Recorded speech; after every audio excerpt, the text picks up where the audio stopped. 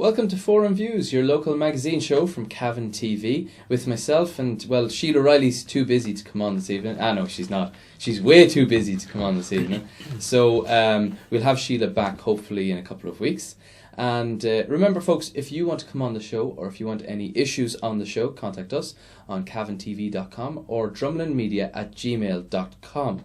So on today's show, we have Finian McNamara.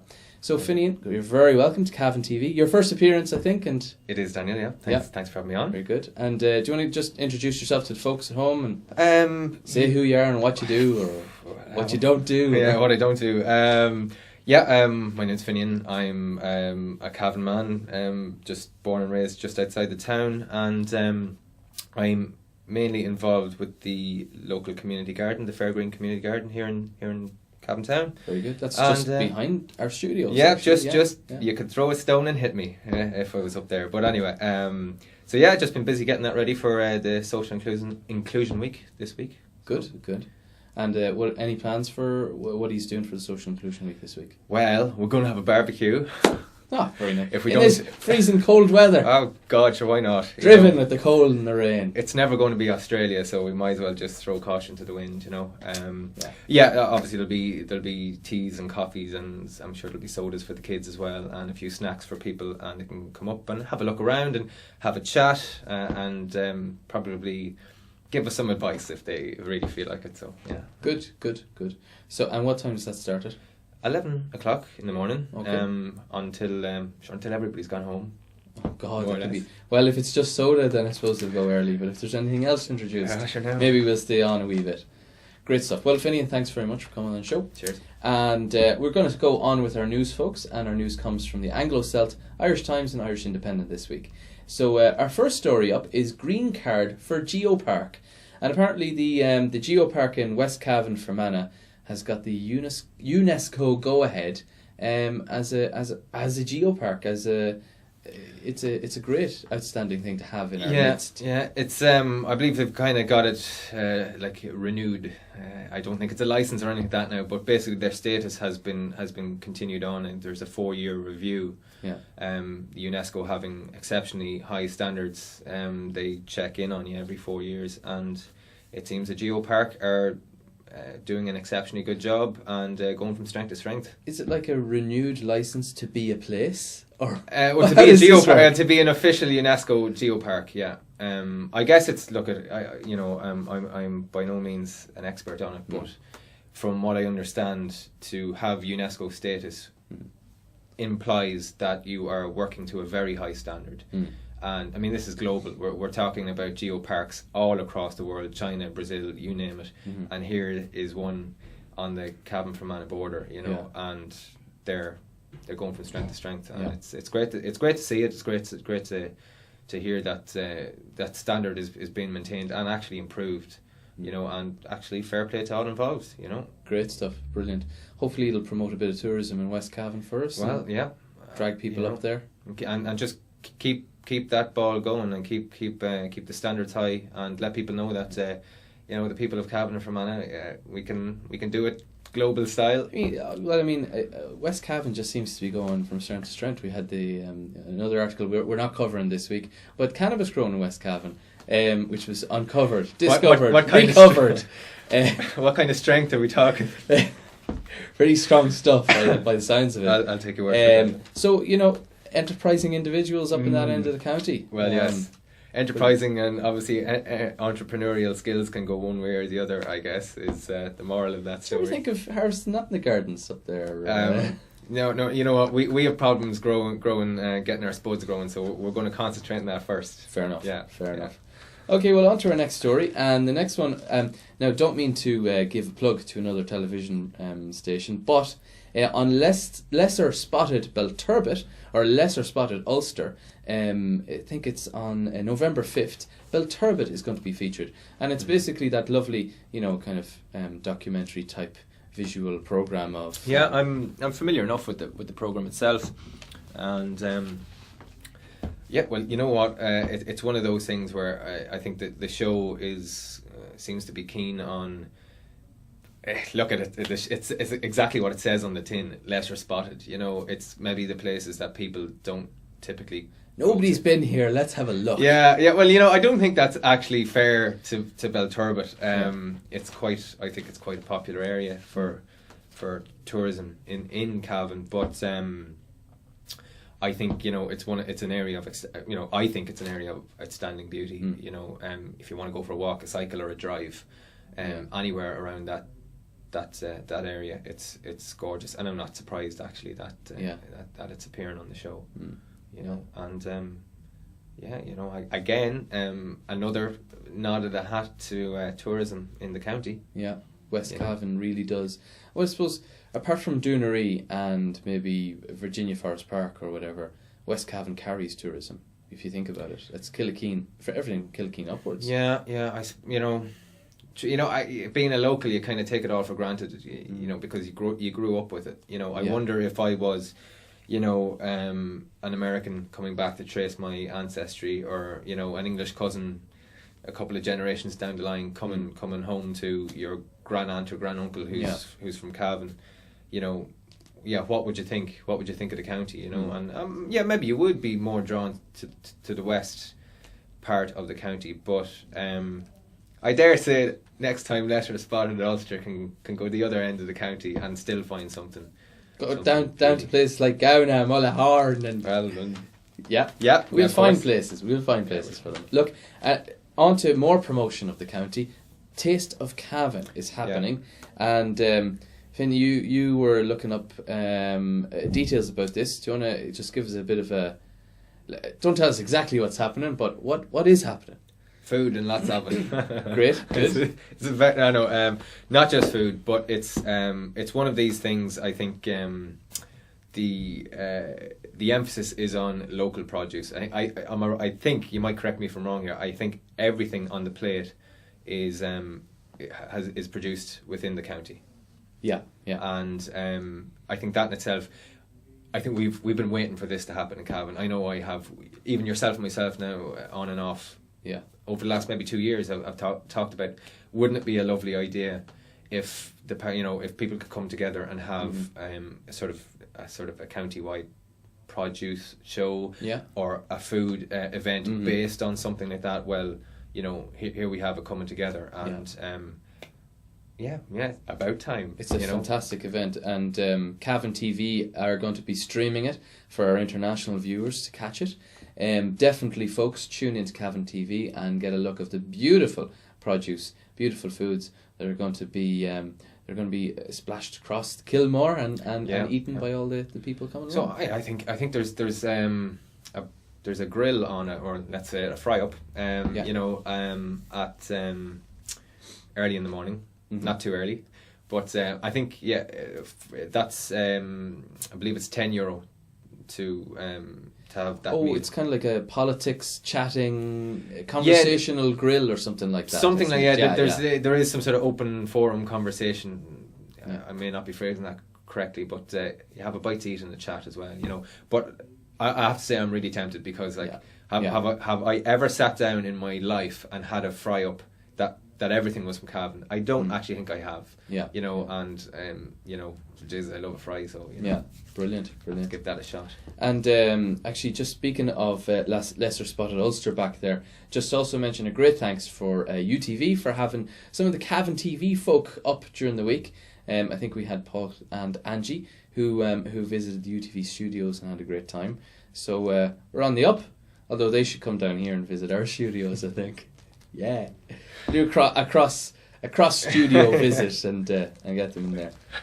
Okay, so Cavan Suppliers Sense a Tasty Opportunity is our next story. It's kind of linked in with the Taste of Cavan though, but it just shows that Cavan Suppliers really are looking at this Taste of Cavan as a great opportunity to sell themselves. Yeah, you know, and it's fantastic. You see, for example, the Cavan Farmers Market. You know, brilliant produce, fantastic stuff there from people who are growing it here in the county. This is their opportunity to become bigger, and because there's going to be a lot of what they call culinary scouts there from hotel chains, restaurant chains and stuff like that. They will be sampling stuff and they will be contacting people afterwards. So do folks get along. It'll be. I think there's 50 or more stands of. Actually, I think the count today I got from Paddy Connaughton was 61 stands so far. Right, and so most of those will be food that has been produced, and you'll be able to sample it, and that's all free. Yep. Free entry as well, I suppose. Should mention free that. Entry. I think the only things, and they're a choice. If you can pay for the breakfast, and then you can pay for the 3-course meal later on in the evening. But everything in between is free, and I think that is absolutely amazing. And fair play to everybody for organising that. You know, because look at it, it's a first time event. Yeah. And you need to encourage people to come along, and you know, a free event. Just get it out there. Get it out there and let people. It's original and it's good. I have to say, just fair play to Paddy Connaughton and Magella Tierney for promoting it and organising it. Yeah, good stuff. So we're on to our next story, and it's Ballygymstuff are doing it for themselves. Ballygymstuff are the community council there. Have decided to work on projects with the local authority. Now, last week we covered a story about the Cootehill. The main street in Cootehill, because they haven't paid the household charge and, you know, cuts are in. The entire street? The entire street has been basically not been swept. It's been completely just rubbish, absolutely. Okay. So in Ballygymstuff, they've decided to do it themselves and start getting out there. And of course Cootehill, I'm sure, will follow suit because they do have a strong community element up there. But it really, is it fair? What do you think, Finn? Is it fair that you know, what the council should be doing, and they're being, because the council say they're being cut, so they have to inflict these cuts on the local people. Is it fair that the community has to do it now? What do you think? Well, if nobody does it, we know what's going to happen. The whole place is going to fall down, you know. I suppose that's one thing you can say. Just to backtrack there slightly. Yeah. Am I right in saying the people of Main Street Cootehill have come together and decided they're not going to pay the household charge? No, it's because Cootehill has a higher percentage of non-payment of household charge, and therefore the council have decided not to deliver services. And certain services or all services? Particular services. Right, okay. But for example, a shopkeeper featured in the newspaper article had paid it, but the bin outside his shop hadn't been emptied at all, so he was having to empty his own bins. Right. No, the public bins just outside his shop. So it's really unfair. Yeah. Well, it's messy. Well, that's my opinion. I would say, you know, if for example people want to come together and form a community council, you know, that's really my first time reading about community councils in any great detail. To say the least, it's fascinating. You know, to think that people can come together on a voluntary basis, form a council, and actually work with the other councils that or be it local councillors, county councillors that are there. You know, we had a gentleman from the community council who I think is an architect by trade, working with the engineer, the actual county council engineer, town council engineer it might be. But you know, I think that's lovely. You've got somebody from an official capacity working with somebody in a voluntary capacity to make something happen, and they got a footpath designed and sorted out. And I'm kind of thinking, like, well, I wonder, like, what kind of opportunities does that open up for people in Cavan Town, for people in all the other you know, in all the other towns in Cavan where their town councils are going to be going. You know, they're going to lose those town councils. Maybe we're looking at an evolution. I know that's maybe an article coming further down, but we could be looking at an evolution of how local government is administered. Yeah, if you want to look at it that way. But do you think maybe is it a case where you know, services that we pay for are being cut? So it's, you know, but are they being paid for? You know, the council would argue no. It is in their duty to actually do those services. Well, you know, it's written into their charter.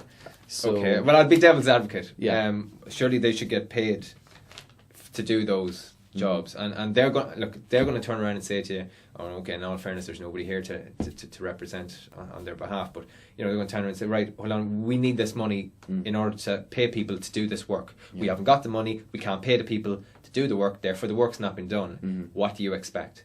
You know, and I can see that argument. Now, maybe you can say, right, if we, you know, penny pinch here and we cut a little bit back there, we can make this happen. But I can see where they have an argument and they've got leverage with which to say, well, we're not going to do it. And it's, to say the least, a very tricky and I dare say a sticky situation, you know. And yeah, maybe the solution is for people to come together on a voluntary basis. It's certainly worth exploring. Yeah. I certainly think that much. I mean, I suppose one of the positive side effects as well, it may start to build neighbourhood community, you know, that kind of, that people know each other. You know, the Celtic Tiger seems to have disintegrated that.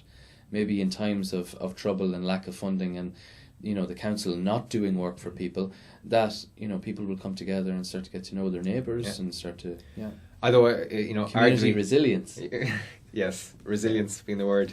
I think, though, it takes time for that to happen, and there has to be almost like a, you know, like a breakup of a marriage, to call it that much. We're used to having it a certain way, and we're used to, you know, the council doing what needs to be done, and the money just being there for it. And now, obviously, our national belt has been tightened, and we're starting to feel it at local level. And I think that, you know, there's going to be, you know, how would I say, choppy waters for a while. I think, until this gets sorted out. You know, but I think maybe people like the people in the community council in Ballyduff are maybe perhaps shining a light on a way forward. Yeah. You know. Okay. Very good. Very good. Well, while we're talking about the councillors, things like that, councillors face an anxious wait on boundary. Cavan is to be split into 3 for electoral purposes, apparently. And this is all chopping and changing again, because we previously had a few months ago, the change of West Cavan, and a portion of South Cavan, strangely, has been shifted nationally, electorally, into Sligo and Leitrim. And now for local elections, we have Cavan changed into 3 instead of 4.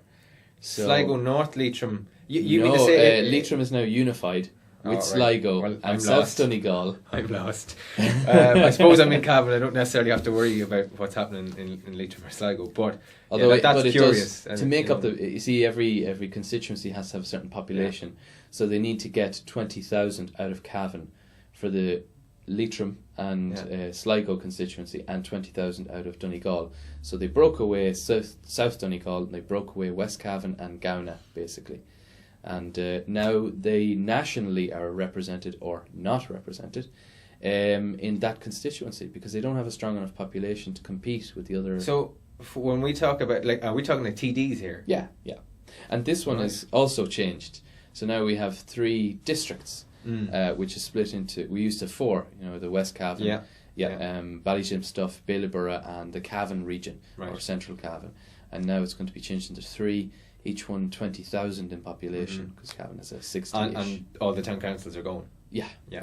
So it's even Cavan Town Council, which is interesting to say at least, you know. I did hear a very reliable rumour, exclusive for Cavan TV, very reliable rumour that the Arts Office hopefully is going to be taking over the Town Hall. Wow, okay. So it'll be artsy. Maybe Cavan TV can get in there. Come on, Daniel, who's your source? The people want to know. Inside source. Alright, that would be good. Any opinion on that split 3 ways, Finn? Will it affect you, or? Arguably, I don't know how much it affects me personally. That's been brutally honest. You know, I read the article and I've had time to think about it, and you know, I can't help but come to the conclusion that, do you know what, it's happening now. The powers that be in the Dáil have decided that this is how it's going to be. Yourself, myself, and everybody else in the county don't really have any say in it, because well, we elected these guys, or a majority of us did, and this is what we get, you know. So in a very, very indirect manner, we actually voted for this, you know, and it's happening. It's not going to stop happening, you know. And the way I look at it is, well, let's see how what the next 4, 5, 6 years bring in terms of how, you know, local representatives are able to deal with that change, you know. And I don't doubt it's going to be tough, you know. I mean, it's basically less people, less representatives for more people. So your workload's just shot up in purely quantitative terms, you know. Whether it'll be better in the long run, I don't know. I mean, it's Pat Rabbit saying it's the biggest shake-up since the 19th century or something. And sure, fair enough. That's what he says. It's entitled to his opinion. But I don't know. I read one councillor talking about kind of, I'll paraphrase him, saying the erosion of local government and local democracy, and I kind of think that's what I'll be keeping an eye out for. If that happens, then that's not a good thing, in my opinion.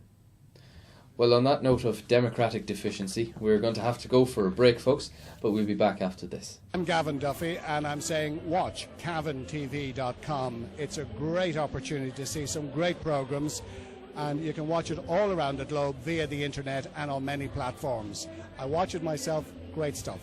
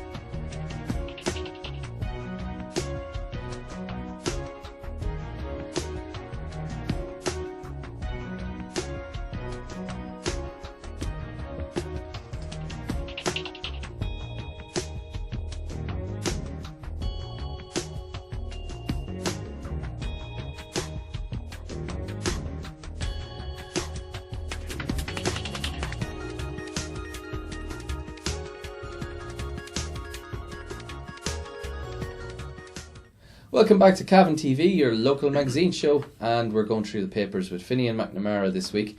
Finian, we're on to our next story, which is Kitchen Makers Fined. Terrible story. I specifically targeted the story because I knew you were going to be on the show. We did anticipate another guest, but specifically this was for yourself because I know you have quite a... I was thinking about kitchens and pollution. Kitchens all the time. You're always thinking about what you shove down the sink. Or in this case, shove sinks in rivers. Kitchen makers who have dumped 1,200 tons of material, and some of this material is a joke. It's just 1,200 tons of manufacturing waste, timber cut-offs, shearing, sawdust, tyres, foil wraps on the site and buried beneath the site. It's atrocious, and apparently it's the biggest pollution case in over a decade in Cavan. Well, I tell you what, now maybe this isn't legally possible given it's a court case and all the rest. But you want to hang them, is it? God, Daniel, just no. No, just kidding. No, in all fairness, like I haven't read the article. I think justice has been done. They've been made clean it up, and that is being monitored, which is a good thing. And they've got quite a decent slap on the wrist. And it would seem fair enough for what's happened, and the fact that efforts have been made finally to get it in order. But look, I don't know. You wonder what goes through people's minds, and I'm thinking I'd love to see a photo. That's what I really would have loved to have seen. Now I don't know again if that was possible, or if that could be done in the future. Well, what did this look like? When I think of, I was reading that article last night. Do you know what I thought? 1,200. I thought 1 ton sandbags. Yeah. Okay? 1,200 of them. Yeah. I mean, you stack that together, you've got a mountain. A mountain, exactly. Yeah. And that's an awful lot of stuff. But they did what their punishment was. They had to pay the cleanup, which was 85,000 or something between the two men. Okay. And the fine on top of that. So this is the real punishment on top of what they're supposed to do. Was €1,000 each. I don't know. I would have been a bit more Well, they have been threatened with 10 days in jail or something if they don't pay it up. You know, I'm thinking 10 days in jail or well, you know, I just think from an environmental point of view, maybe I'm just a bit of a green Nazi, but I would have taken them down there and buried them underneath the rubbish. Right. I didn't realise it could be so liberal on this show. Absolutely, anyway. go for it. Fantastic. This is alternative media. Just don't curse. Oh right, okay. Well, you know, I'm thinking, not knowing what it actually looks like, and I was trying to put myself in the mindset of people who've done this, you know, and I'm thinking to myself, they did it on their own property. Doesn't make it right, but at the very least, they didn't go and chuck it in somebody else's backyard. And I can kind of think to myself, well, maybe they thought, you know what, this is so expensive to dispose of, and all the rest. And God knows, sure, aren't we a great nation for cutting corners and just.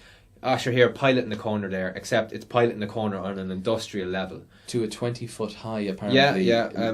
High level. Yeah, I heard like there was 400 tons of wood sitting on top of 800 tons of crap buried in the ground, and I'm thinking, well, that to me sounds like there might have been a bit of a cover up. Let's make it look pretty here. Well, let's make it look at least some way, you know. Like it's only wood. It's a timber yard. It's only wood, like, you know. And you know what? Anything that is.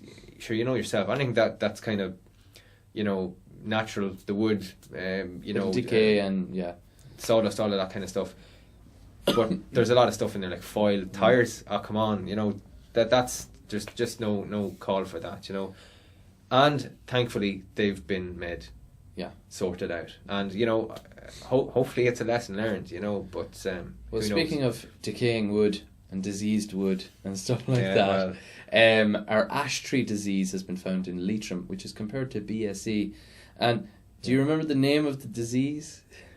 Chelara fraxinea, more commonly known as ash dieback. Ash dieback. Ash dieback. And for anybody out there who's of an agricultural or horticultural or just a keen gardener or somebody who likes the Irish countryside, this is exceptionally bad news for Ireland. I guess the most standout statistic is that this disease, I think it's a fungus which has somehow evolved and become sort of, it's basically attacking now the ash trees. Here's a very simple statistic. In Denmark, this has destroyed 90% of the ash trees in Denmark. 90%? That's shocking. That is absolutely shocking. So this is like the Ebola of the ash tree world, is it? You name it. Like, we have an image there, Finian, of the... So that's the inside of the ash tree rotting away, is it? That dark brown... mulch stuff. Color discoloration is the disease. It's gone right to the core. And basically, it's bad news for adult trees. It's basically... the death of any younger trees or saplings, you know. And I think the stat is in Denmark, they're hoping that 1% of the trees, of the ash trees, are in some way resistant to the disease, and from that they might be able to save the ash tree. Now, I tell you what, I did a little bit of research on this because I'm interested in... Because you're a tree hugger. Just I like to pet trees, just, you know. Heavy petting, more like. Go ahead. No, that's for the afters. But anyway, look at the Department of Agriculture, or one of the offices in the department, have been monitoring this situation since 2008. It's known in Europe. It's known, and it has been spreading. I think it started in Poland and came across Europe. Now, it came with the workers. No. Go ahead then. No, it came with the imports, and that's where I have a bit of an issue. Now, I don't know what the legal framework is, but I'll put it this way. If it's anything to do with... People talked about BSE, foot and mouth, you name all of that stuff. Everything was shut down. Yeah. There was, you know, moratoriums left, right and centre. Nobody could move, but there was, you know, blockages put in place to stop the spread of any of this kind of stuff.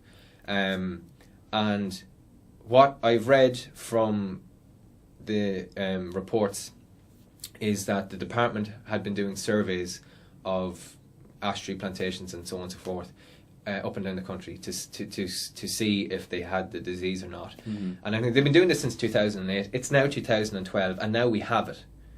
You know, now the disease is here in Ireland, and they knew it was in Europe.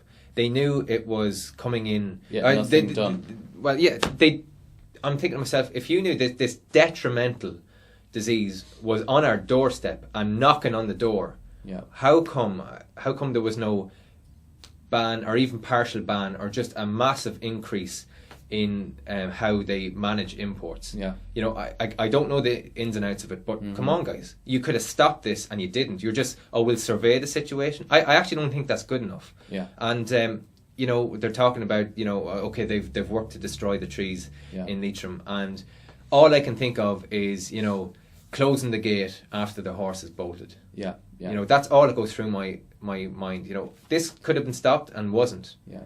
And maybe people turn around and say, well, no, there was too much riding on it. Well, I tell you what, we could lose up to, you know, 90, if not our entire stock of ash tree. Yes, in the country, and then you know, what sort of problems are we in then? You know, I think it's really sad. How predominant are ash trees in the country? I mean, would they really? A statistic that 50 to 80% of Irish hedgerows are made up of ash. That's 50 incredible. to 80. I tell you what, people of Cavan, look out your window, you'll see an ash tree. Yeah, you'll see at least one. You know, and people are saying it could be, if this really does, if they can't keep a lid on this in Ireland, and there's nothing to suggest that they can. That we're talking about the same sort of thing as Dutch elm disease back in 30 years ago, whatever, and that was a massive cull of those trees. But I think, you know, I mean, just the newspapers themselves say it all. You know, it was only one article. It wasn't in the national news. It was one article in a local Anglo Celt newspaper, and you know, it's just not a priority for media or government or, you know. You know what? I mean, it's not going to change whether or not we get relief on our interest payments on bank debts and all this kind of stuff. You know, it's a different issue altogether. And I know maybe for a lot of people it doesn't rank up there as important. It's part of our you know, our heritage, our natural heritage. You know, and I just think it could have been stopped and wasn't. Yeah. You know, and all I can hope for now, I mean, you know, to the people working in the Department of Agriculture that are actually, you know, that have been down in Leitrim and are trying to keep on top of this. I wish them all the best. And actually, I put a call out to the department and to anybody else, like, you know, to forestry companies, in whatever way possible, they educate the public to be as vigilant as they can in keeping an eye out for this and seeing if they can control it. And folks, remember that you should be vigilant for this, and if you do see any signs, get your local Anglo Celt to see the picture that we have there, the cross-section picture. And Google images of ash dieback, you know. And if you do, phone 01607 2651. It's a line that will report the disease in your area. So it's a very, very important story. Yeah. So on to what some people may regard as more important stories. Shock has 90 jobs to go at Coot Hill Poultry Plant. Well, exactly. Yeah, exactly. Front page of the Anglo Celt this week. Yeah. Growers say future of Irish industry is in danger now. And I mean, it's difficult, very difficult. But again, East Cavan being hit as well, which has been hit so much with unemployment the last while. Coot Hill is practically a ghost town at the moment, with the rubbish flying in the air because it's not being collected.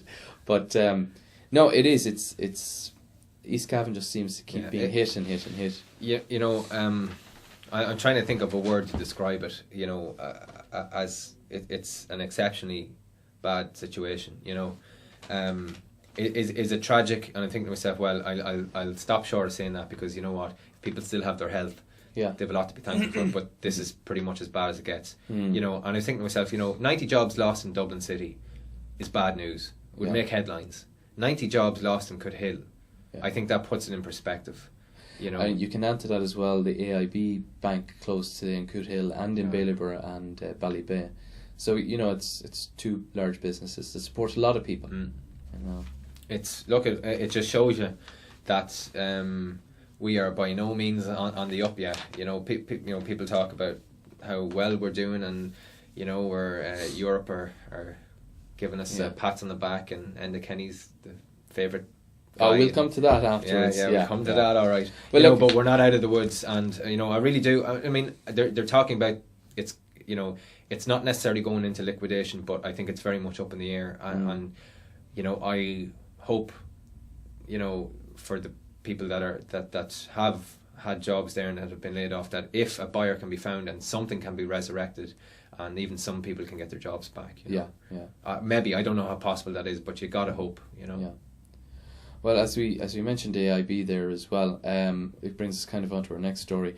Public sector pay puts out €1 billion in perks. Staff got an average extra of €8,862 through overtime and allowances in the public sector.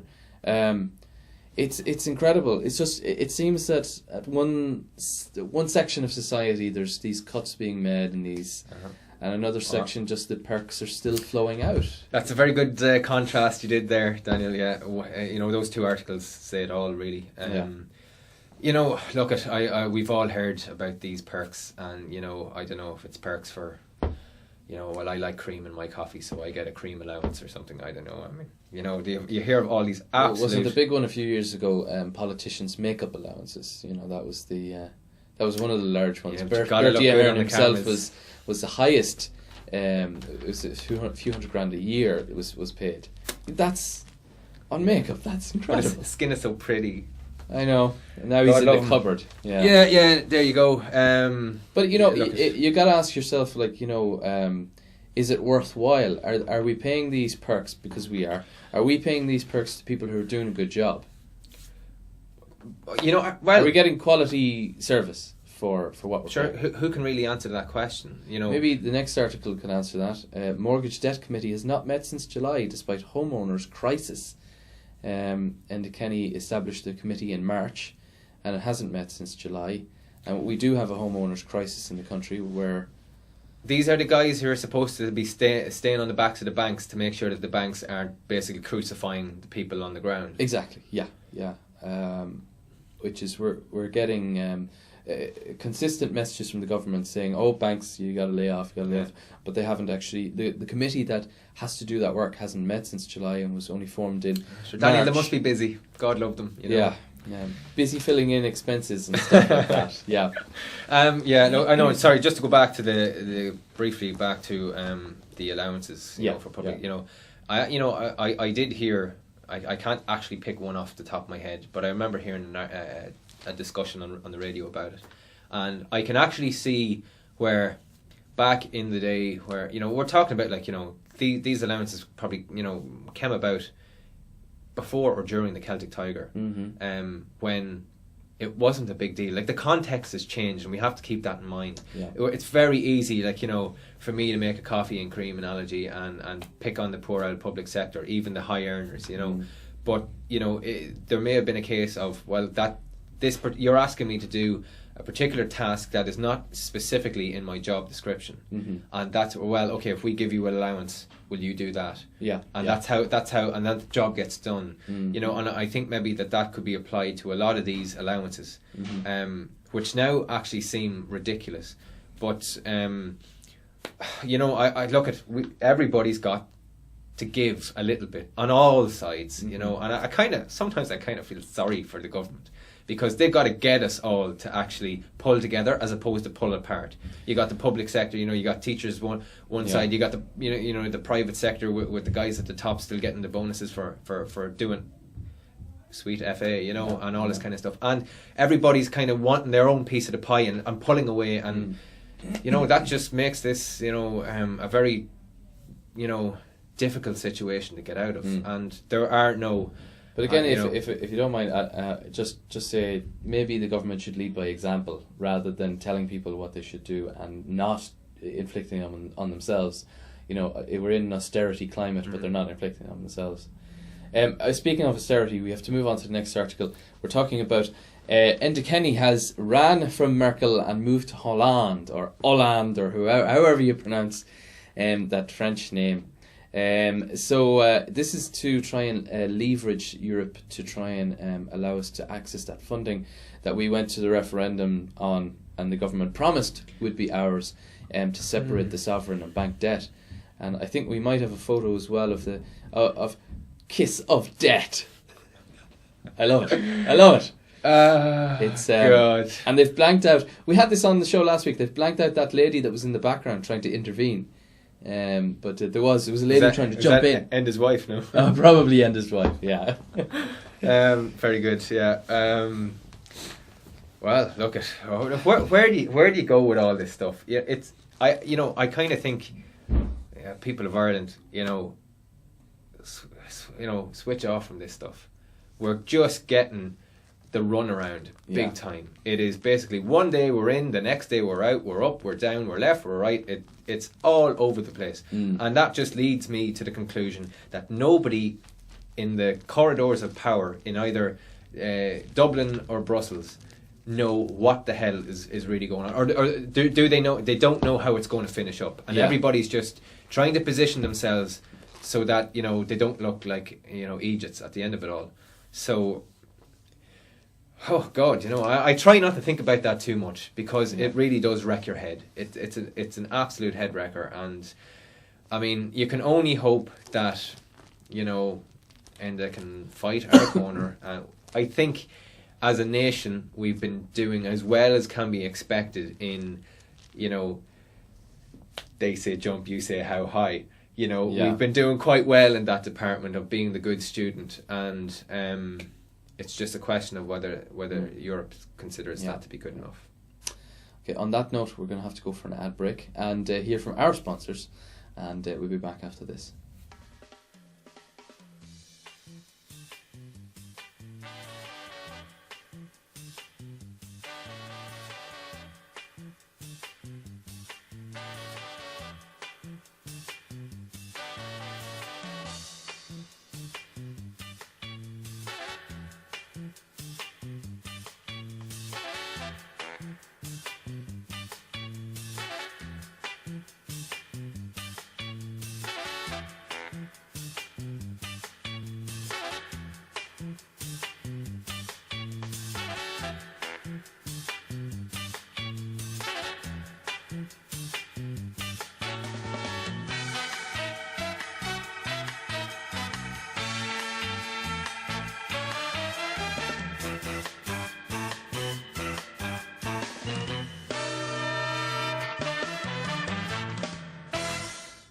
Welcome back to Forum Views, and you're joined by myself, Daniel Downey, on the show tonight. Sheila Riley can't be with us tonight. I'm very lonely, but I do have Finian McNamara keeping me company this evening. And remember, folks, if you want to get your issues on Cavan TV, or come on Cavan TV and join us, contact us on drumlinmedia@gmail.com or cavantv.com. So Finian, we're on to our next story, and we've spent on Cavan TV quite a huge amount of time, particularly on this show, talking about the Quinn issue. So we're kind of just going to skim this slightly. Okay. But the incredible bitterness displayed in Quinn case, says judge, a judge from the Supreme Court, who's basically said the case between the bank and Quinn, she's never seen so much bitterness between two legal adversaries, I suppose you could say. Yeah. They both feel gravely wronged, I believe. Yeah. You know what? I think it's a highly unfortunate situation. Like Sean Quinn's lost his empire, and it doesn't look like he's going to get it back anytime soon. It looks to me that bank, we're a bunch of cowboys, but then you have to say, Sean, did you have, were you caught with your finger in your pie as such? And Allegedly. But it's a really sad situation the way it's gone, but the story itself as well has kind of unpacked other elements, like for example the media seems to be kind of divergent between the media in Dublin seems to be kind of what are Cavan people doing? We have this keep out politicians, regulators and media, you are now entering Quinn country, was in the Irish is that an actual sign on that had been put up right. by certain elements of the media, we won't say who decided that they just had enough of being mistreated when they went up to West Cavan to report on the rallies. So it was it was just Cavan TV reported it, and I don't think Brian was molested, but no, I think he's okay. He looks okay. But look, on that note, we're probably going to have to move on. Right. Yeah, it's we're on to students. We have student what have teachers. they done now? There's a few of the lassies there. Aren't they looking pretty? Orange is a great colour, isn't it? Orange is a great colour. It really brings out the beauty, like the Dutch girls in the World Cup. Brilliant, absolutely brilliant. Finn, you read a little bit about the story. Do you know? So, what's the complaint about? Oh yeah, it's well, look, it's the issue to do with new teachers' pay. Yeah. I think originally they were getting. Well, I saw the figure quoted at 41,000. Mm-hmm. Yeah, that's not a bad starting salary. Which after taxes and cuts and this, that, and the other has been reduced to 32,000, which I have to say is also not a bad start. But I think it's the discrepancy between, basically one group of people in a workplace on a certain amount of money and another younger group, arguably younger, but another group on less money, yet in the same position. Yeah. And I can see where there's problems there. I can also see where the government are looking left, right and centre, where can we save money? Yeah. And this is exactly what I'm talking about. Everybody's got to take a hit, but nobody really wants to, and everybody's scrambling for their piece of the pie, and that's exactly what we're seeing there. Arguably justified in the opinion of, the teachers' unions and so on. And I don't know, I think, well, maybe, I saw a sort of Churchillian type comment from one of the union leaders there that they're basically going to fight them on the beaches and in the streets and all this kind of stuff. But I'm paraphrasing there. But it's hopefully a situation where some sort of compromise can be. Yeah, we have another picture there of the sit-in protest. It's like a peace protest they're doing, and I suppose similar to the student demonstrations that were on a year or two ago. Although there were no batting charges there, which I'm surprised at. But anyway, it's. Let's move on with our next story. Our next story is great news, absolutely brilliant news. European of the Year award for Taoiseach. The man who is allegedly missing from the country for all the crises that are going on because he's selling us abroad, is surprised to receive this award, the Golden Victoria Award. We have a picture of him there. Surprised to receive his award. I don't know, that's Jedward. That's Jedward. Give him 20 years and that's Jedward, I swear. It's brilliant. It's absolutely... Oh God. Yeah, can you take that off the screen? Come on, no, that's not fair. I'm sure there's lovely photos of the Taoiseach. God love him. European of the Year, fair play to him, which is great. Right, Daniel, be professional, will you? Of course. Look, that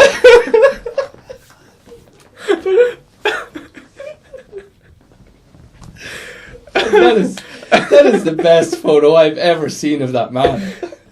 It's great. Okay, we got to move on with the show. Yeah. But fair play to him for getting it, and he's been doing a lot of work lobbying and basically kissing Angela Merkel, and I think that anybody who kisses Angela Merkel deserves the Golden Victoria Award. Absolutely. Fair play to him.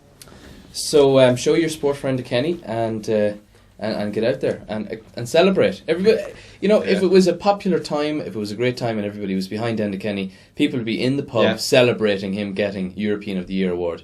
We're getting the European presidency in January, and we're getting our Taoiseach having European of the Year award, and it means feck all to anybody, really. Yeah. And that's a real sign of, do we really care about Europe culturally, emotionally?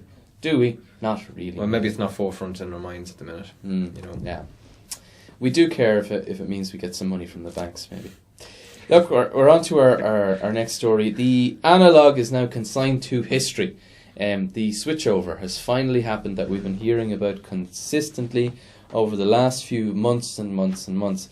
And apparently 100,000 TVs went blank. Obviously the switchover didn't really do a good job. Because, 100,000. Although, I mean, is that the quote of 100,000 households went blank, or that's the old telly that we don't use anymore because we got a brand new flat screen 3D. You whatchamacallit, But well, you see, I think a lot of the feedback, because the Cavan Community Forum rolled out the switchover in Cavan, and as opposed to any other county. And one of the big things was the message was so vague or so technical that if a person says, "Do I need to switch to serve you?" and your answer is not anything clear. It's like, okay, if you have TV3, or if you can't see TV3 but you can see RT and you can see this, or if your telly's 2 years old, or if your telly's more than 20 years old. All of these things led to people just going, do you know what, I'm just going to wait until the date, and if it's blank, I'll get a new TV. That's it. So maybe the message wasn't rolled out there. What do you think? My solution is read a book. Read a book. No, look, back to the old days. Yeah, there's always going to be some people, that the message won't get through to. 100,000 seems like a lot, though. Yeah. But you know what? There's nothing quite like switching on your telly and not getting any channels coming in to make you act. Mm-hmm. So, I mean, hopefully, I don't know, is there still assistance going with the forum, for example? Like, can people contact the forum if they're having issues with... Yeah, people can still contact at Alicia CCR at cavencommunity.ie is the... And Alicia is spelled? Alicia is ELISHA. CCR at cavencommunity.ie to get information about switching over and how to switch over successfully. Alicia, who we've had on previously on the show. Right, okay. So folks, do get in contact. And we have a lovely picture of Miriam O'Callaghan. And the moment we went from analog to digital. Did she hit the switch? She did hit the switch. She switched Ireland over. She is responsible for killing analog. That's I think that's analog Miriam, and then it became digital Miriam momentarily afterwards. Yeah, very good. But it would have been interesting to watch. Was there a transition? Yeah, I forgot all about it. Yeah, I didn't see it. And I was watching it online, so I didn't get to. Strangely enough, the digital switchover champions were invited up to the show, but they ended up not being on the show. It was terrible. The show here? No, the show in RTE. So, yeah, they were invited up, done months and months of work trying to get the information out there, sitting on chairs waiting, told you're going to be on TV now, and the cameras never swiveled around to them. And they were just told, okay, thank you for coming, goodbye. That was it. Unfortunate. Okay. Maybe a technical error. Editorial mess up there or something, I don't know. Maybe something production. Like that, I don't know. So, yeah, that's it, we're gone. So, any plans for the weekend, Halloween or anything like that, Finian? Yes, I'm going to consume alcohol responsibly over the weekend because I'm too old not to. And barbecue irresponsibly. Well, I'm not barbecuing at all, Daniel. After the last time, no. I'm going to be on the other end consuming the Frankfurters, and God, please tell me there's Frankfurters because I love there are Frankfurters. Yeah, I'm sure if whatever it is, barbecue, you'll eat it. Yeah, so anything barbecued, you'll eat it. I'll hold you to that one, definitely. I did. The first image into my head was I did read that, and God forgive me, an arm washed up in a beach in Dublin this week. So barbecued arm. Quite morbid. Is it bad that it's an arm washed up or a Dublin arm? Yeah, God knows. It's probably just beyond its sell-by date though. For cannibalism. But anyway, is that a government handout? Oh God, that is terrible. Actually, I have to give that one to Dave. That's brilliant. Oh, Brian, I have to give that one to Brian in the back. Thanks, Brian. That was brilliant.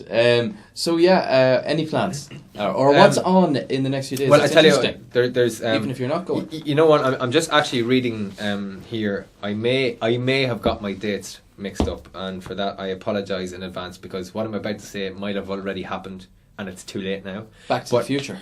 Back to the Future, yeah. So if you have a time machine at your back, you're fine. For club and county, it is the new play by Seamus O'Rourke. And Seamus O'Rourke is a playwright, an actor and a director, probably best known for his work with the Cornmill Theatre in Carrigallen. Mm-hmm. The man is seriously talented. He's brilliant. I've seen one of his plays before, and I've seen him once or twice. And you may have seen him on the Green Room in Cavan TV because he's been on here a few times. Actually, I have. I think he's an amazing guy. Very creative, supreme talent, and an ability to do Cavan like nobody else, you know, and basically I may have got my dates mixed up. I was almost sure that the play For Club and County, which is a play about multiculturalism and the GEA. Whoa. It's tongue in cheek, as are a lot of his plays. I think he's very good at making you laugh. He's able to make you, you know, weep a little bit as well. You know, he's got that touch to be kind of bittersweet, which I think is an amazing talent. But anyway, double check, all right? SeamusO'Rourke.com. You'll find his most up to date details on SeamusO'Rourke.com.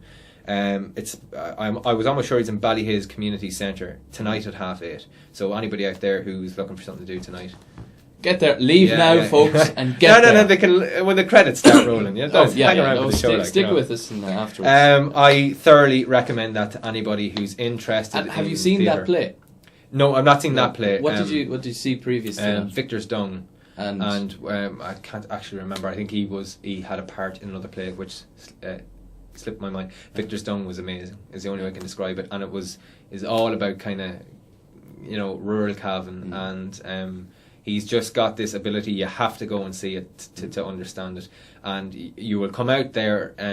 You'll finish up at one of his plays feeling like, my God, that was great. And being a Cavan man, Jesus, that was value for money. Yeah, you know. And if you do want to sample, we featured a Talking Heads thing on which is on YouTube. So check it out from him, right? And definitely have a look at that at home. I can't on my crappy mobile broadband connection, so I'll have to take your word for it, Daniel. Well, folks, that's about all we have time for. Finian, thanks very much for coming on the show. Brilliant, and you'll be very welcome back when we have a few more guests and maybe another host, and we'll have a bit more conversation. It was very good. Thank you. Thanks very much.